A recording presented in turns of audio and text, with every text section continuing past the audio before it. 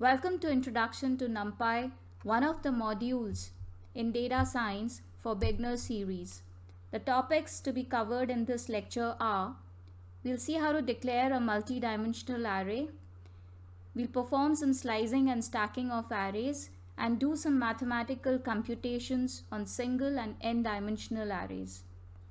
We had started our journey towards data science with Python by installing Anaconda, and now we are working on a scientific computation tool called NumPy. Awesome, right? So let's get started right away. So we'll first start by importing our NumPy package, what we had discussed in the previous lecture. In case you've missed it, I would request you to first have a look at it and then come to this particular lecture. So we have imported the NumPy, and NP is an object. So whatever methods we will be using will be with the help of this NP object. Say I want to create an array A. So I'll call NP dot array and create a list of say 5 values, any random values.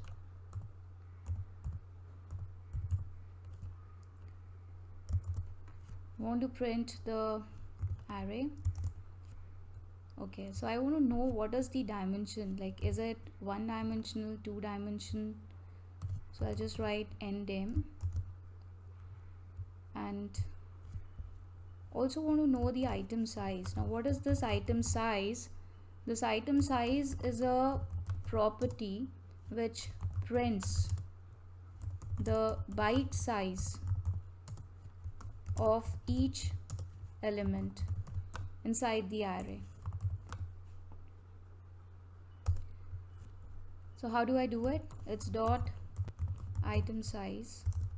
So each element inside this array, like 12, it's taking 4 bytes of memory, 67 is taking 4 bytes of memory, and so on. Want to know what is the data type of the array elements? So I can have here a dot d type, and it returns that these values are int 32 values. The data type is int 32. So it was taking, every element is taking 4 bytes of memory. So in case I want to check, there's a way of checking like what is the byte size. If I say np dot d type and just what is it for int 64, what is the item size of it?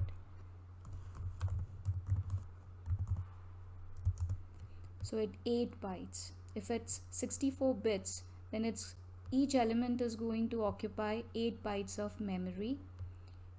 In case of a float, if I just pass here a float,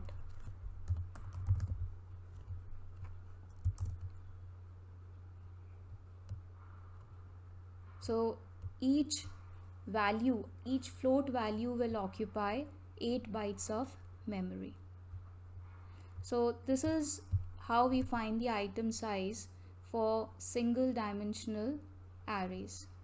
But for a multi-dimensional array, if we declare, say B is a multi-dimensional array, we are declaring the same way, but we'll start here with the square brackets and then we'll declare the elements inside it.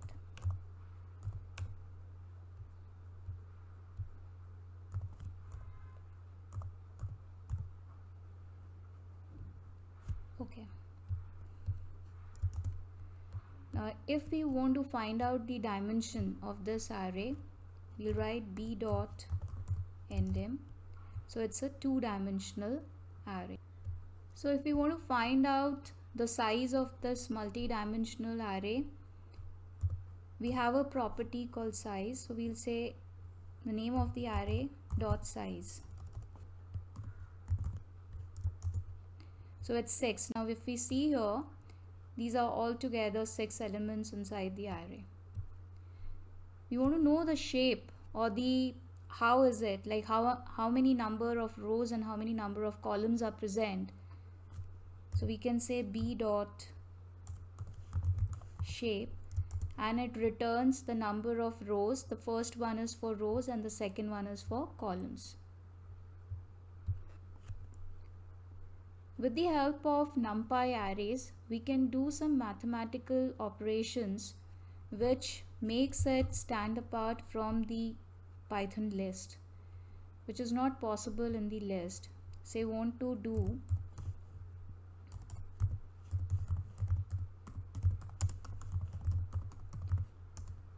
we are declaring two lists, list 1, and we are declaring the list as multi-dimensional.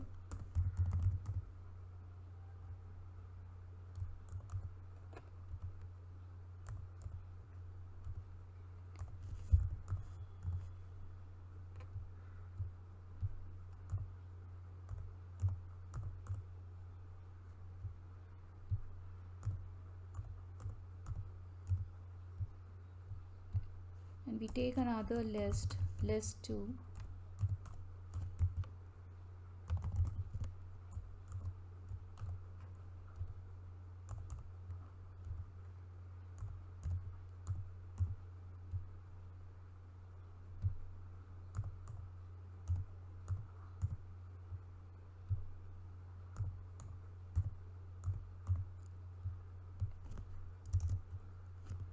So we have two lists. Now if we wanted to add the two lists, see we want to store it inside result, I can do this.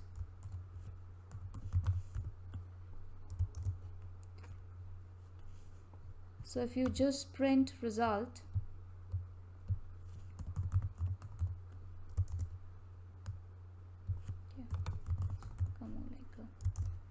so we can get the result here, addition of these two. Now let's do some slicing with the multi-dimensional array. So say we have an array, a multi-dimensional array, so I'll say np.array and declare your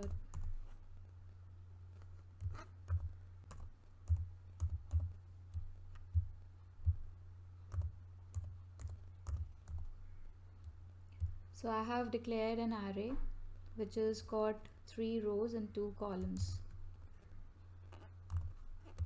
So if I just write here A, so this is your array.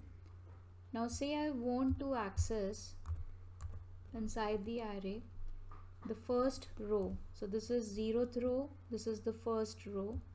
So I want to access the first row, and this is the 0th column, this is the second column.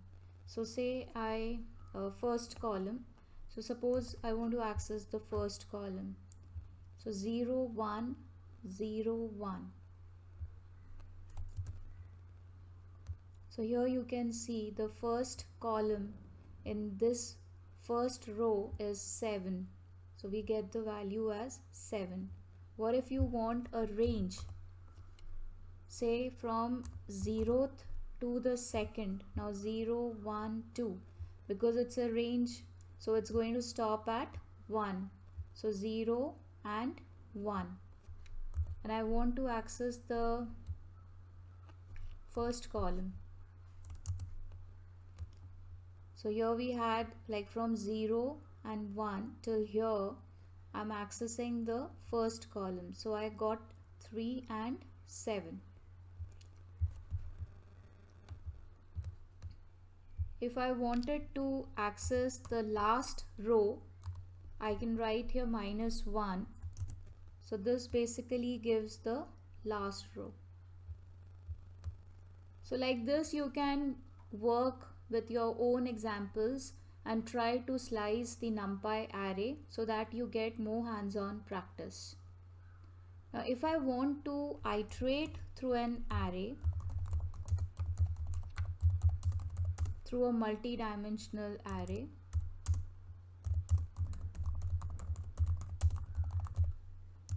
what we can do is, I'll take the same array what we had declared on top, so we can use for row in A, because A is the name of our array, and we can just give print and row. Row is the counter here. You can use anything, I, J, K, anything you want to use. So it has got into the array and it has tried to print out the different elements from the array. Right now we have 3 rows and 2 columns, but we can reshape the array with a reshape function. How do we reshape it?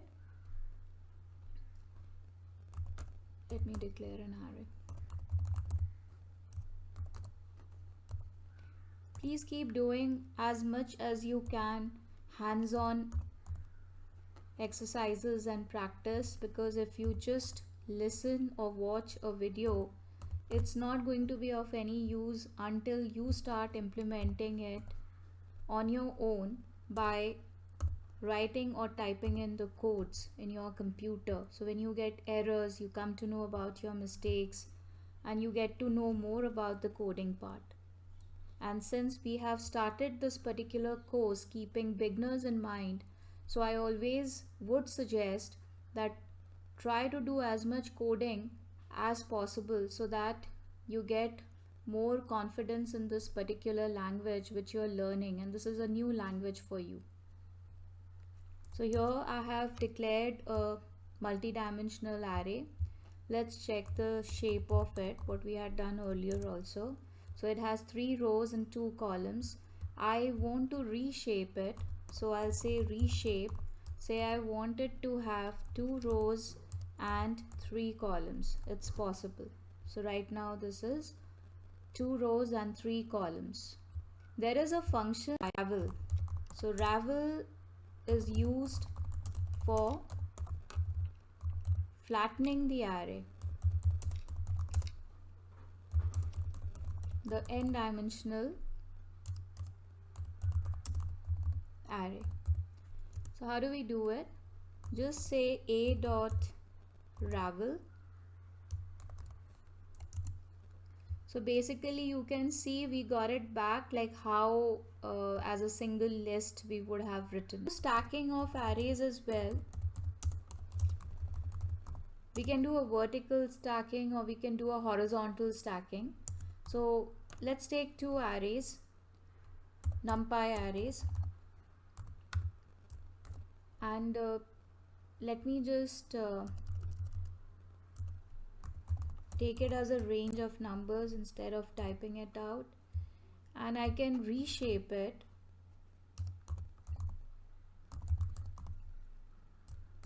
as a 3 by 2, 3 rows and 2 columns array. And I'll take another one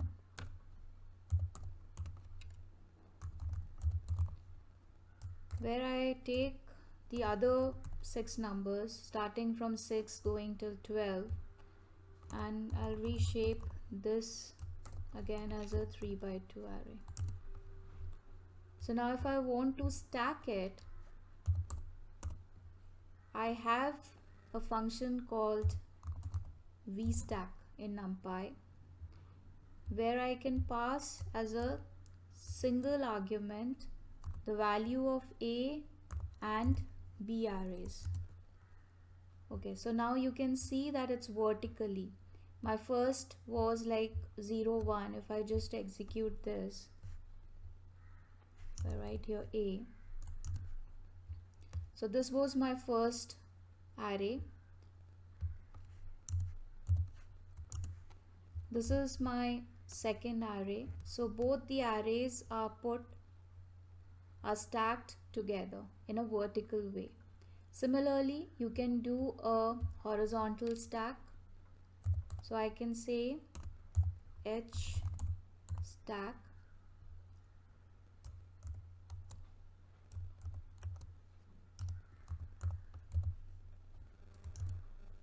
so this is putting it side by side horizontally. Now some mathematical functions what you can use with NumPy arrays. So I'll take this B array what we had, or let me just copy one of the arrays from here. Let me copy this array. Copying and pasting sometimes makes the code go a little faster, but be careful, don't copy wrong code. Okay, so we have here the array as A. Now in this array I want to find out what is the minimum number, so I can just write a dot min. So I get 2 as the minimum number. If I need the maximum number, 9 is the maximum number. I can find out the sum. So this sum is going to be the grand total. If you're finding these videos helpful, then please don't forget to press the bell icon, hit the subscribe button and leave a thumbs up.